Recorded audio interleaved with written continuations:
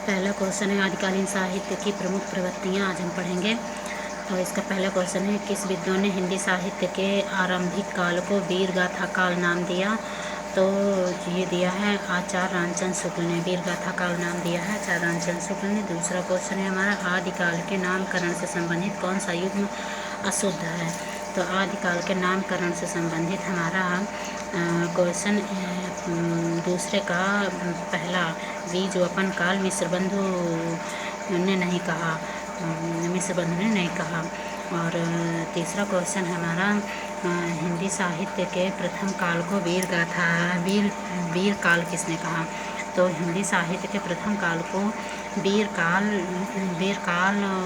विश्वनाथ प्रसाद मिश्र ने कहा, वीर काल विश्वनाथ प्रसाद मिश्र ने कहा है। और चौथा क्वेश्चन है हमारा हिंदी के आरंभिक काल को वीर गाथा काल का नाम किसने दिया। हिंदी के प्रारंभिक काल को वीर गाथा काल नाम किसने दिया। तो प्रारंभिक काल को वीर गाथा नाम आचार्य रामचंद्र शुक्ल ने दिया है। और पांचवा क्वेश्चन है हमारा आदिकाल को वीर गाथा काल किसने कहा। तो आदिकाल को वीर गाथा काल रामचंद्र शुक्ल ने कहा है। और हिंदी साहित्य के आदिकाल के लिए सिद्ध सामंत युग नाम किसके द्वारा दिया गया है। तो वो राहुल संस्कृत्यायन के द्वारा दिया गया है। डी नंबर हमारा सही है। और अगला क्वेश्चन है हमारा सातवां आदिकाल को सिद्ध सामंत युग कहा है। तो ये भी राहुल संस्कृत्यायन ने कहा है। और आठवां क्वेश्चन है हमारा हिंदी साहित्य के आदिकाल को सिद्ध सामंत युग नाम किसने दिया। तो ये हमारा राहुल संस्कृत्यायन ने दिया है। और नौवां क्वेश्चन है आदिकालीन हिंदी साहित्य को सिद्ध सामंत काल कहने वाले विद्वान का नाम है राहुल संस्कृत्यायन। और 10वां क्वेश्चन हमारा आदिकाल को बीज वपन काल नाम किसने दिया। तो आदिकाल को बीज वपन काल नाम आचार्य महावीर प्रसाद द्विवेदी ने दिया है, आचार्य महावीर प्रसाद द्विवेदी ने दिया है। और 11वां क्वेश्चन हमारा आदिकाल के लिए बीज वपन काल नामकरण किसने किया। तो महावीर प्रसाद द्विवेदी ने दिया है। और आदिकाल को बीज वपन काल कहा तो वो भी महावीर प्रसाद द्विवेदी ने कहा है, महावीर प्रसाद द्विवेदी ने कहा है बीज वपन काल। और आदिकाल को वीर काल किसने कहा। तो आदिकाल को वीर काल विश्वनाथ प्रसाद मिश्र ने कहा है। और 14वां क्वेश्चन है हमारा हिंदी साहित्य के प्रथम काल को आदिकाल नाम किसने दिया। तो हजारी प्रसाद द्विवेदी ने आदिकाल नाम दिया है, आदिकाल नाम हजारी प्रसाद द्विवेदी ने दिया है। और 15वां क्वेश्चन है हमारा निम्नलिखित में कौन सा नाम आदिकाल का नहीं है। तो ये गद्य काल आदिकाल का नाम नहीं है। आदिकाल को आरंभिक काल नाम किसने दिया। आदिकाल का आरंभिक काल नाम दिया मिस्र बंधु विनोद ने। और 17वां क्वेश्चन है हमारा आदिकाल को आधार काल किसने कहा। तो आदिकाल को आधार काल डॉक्टर मोहन अवस्थी ने कहा है। और सूची फर्स्ट का मिलान सूची सेकंड से कीजिए और दिए गए कूट से सही उत्तर का चयन कीजिए। तो ये इसे मिलान करना है। इसमें आचार्य रामचंद्र शुक्ल ने कहा है वीर गाथा काल और डॉक्टर हजारी प्रसाद द्विवेदी ने कहा है आदिकाल। तो ये हुआ पहले का दूसरा और इसका ये डी वाला सही है, डी सत्य है इसका। और राहुल संस्कृत्यायन ने सिद्ध सामंत काल कहा है, मिस्र बंधु ने प्रारंभिक काल कहा है।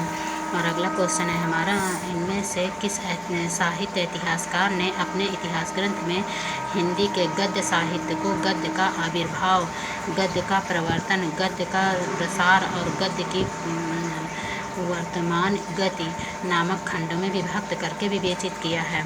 तो रामचंद्र शुक्ल ने, इनमें से रामचंद्र शुक्ल साहित्यकार ने अपने साहित्य ग्रंथ में हिंदी के गद्य साहित्य को गद्य का आविर्भाव, गद्य का प्रवर्तन, गद्य का प्रसार और गद्य की वर्तमान गति नामक खंडों में विभक्त करके विवेचित किया है आचार्य रामचंद्र शुक्ल ने। और हमारा अगला 20वां क्वेश्चन है आचार्य रामचंद्र शुक्ल ने हिंदी साहित्य का आरंभ कब से माना है। तो आचार्य रामचंद्र शुक्ल ने हिंदी साहित्य का आरंभ 1050 से माना है।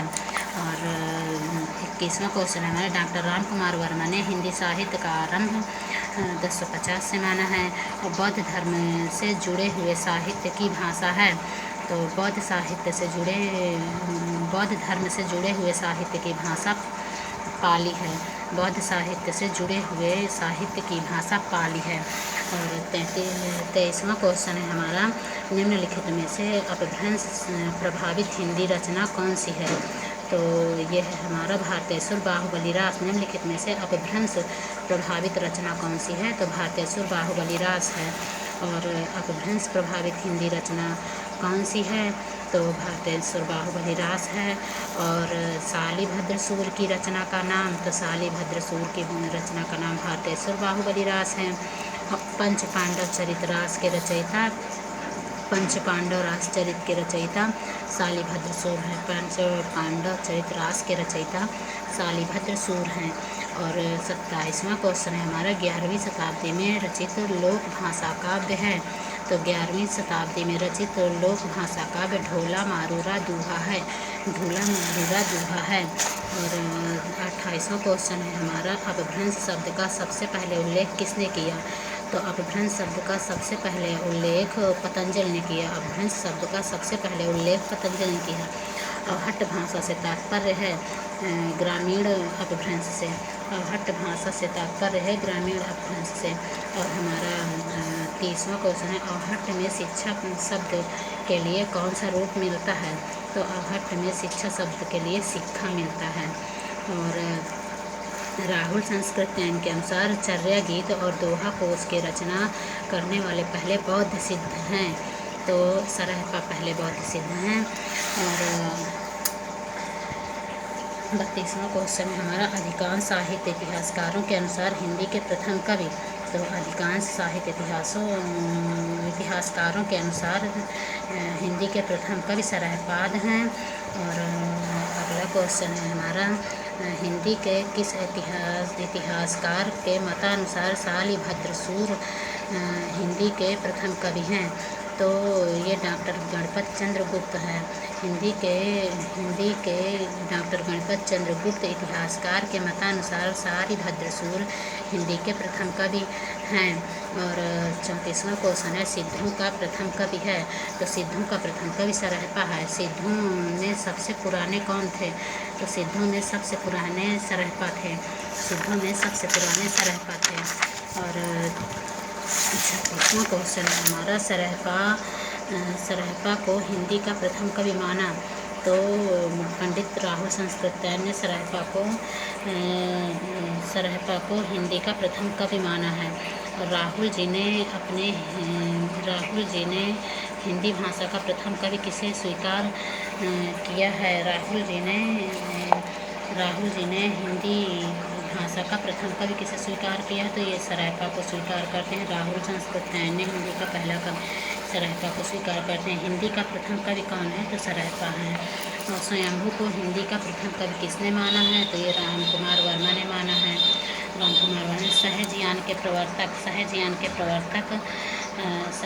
प्रवर्तक सरहपा हैं। आचार्य हजारीप्रसाद द्विवेदी ने अपभ्रंश को क्या कहा? तो आचार्य हजारीप्रसाद द्विवेदी ने अपभ्रंश को पुरानी हिंदी बोला है। अपभ्रंश को पुरानी हिंदी बोला है। और प्राकृताभास हिंदी से आशय है। तो यह अपभ्रंश से प्राकृताभास हिंदी से आशय है अपभ्रंश से। और 44वां क्वेश्चन है, 10वीं से 14वीं शताब्दी के साहित्य को किस विद्वान ने आदिकाल के अंतर्गत रखा है? तो हजारीप्रसाद द्विवेदी ने रखा है। अपभ्रंश को पुरानी हिंदी सर्वप्रथम किसने कहा? तो चंद्र शर्मा गुलेरी ने कहा पुरानी हिंदी अपभ्रंश को। और 46वां क्वेश्चन है, अपभ्रंश को पुरानी हिंदी नामकरण किसने दिया? तो चंद्र शर्मा गुलेरी ने दिया है। पंडित चंद्र शर्मा गुलेरी ने किसको पुरानी हिंदी का प्रथम कवि स्वीकार किया है? तो ये है राजा मुंज। चंद्र शर्मा गुलेरी ने हिंदी का प्रथम कवि राजा मुंज को माना है। और 48वां क्वेश्चन है हमारा, अपभ्रंश का वाल्मीकि किसे कहा जाता है? तो स्वयंभू को कहा जाता है। और निम्न में से किस कवि को अपभ्रंश का वाल्मीकि कहा जाता है? तो स्वयंभू को कहा जाता है। अपभ्रंश के प्रथम महाकवि कौन है? तो ये है स्वयंभू। स्वयंभू की कृति का नाम तो ये है पौमचर्यो। स्वयंभू की कृति का नाम है पौमचर्यो।